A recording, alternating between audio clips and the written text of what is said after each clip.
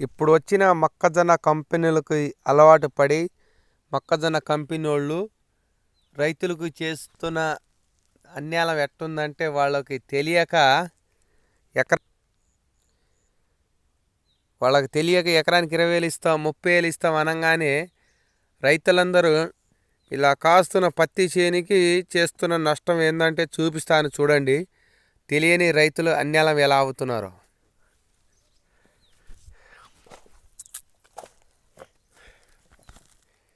ఇది ఇందాక పచ్చగున్న పత్తి చేని గడ్డి మందు కొట్టి ఇలా చంపుకుంటున్నారు.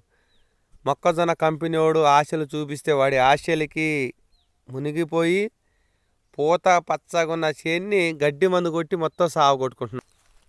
వాళ్ళు ఎకరానికి 20,000 ఇస్తాం 30,000 ఇస్తామని చెప్పగానే ఆశగాకి అంతు లేకుండా పూత కాయ మీద ఉన్న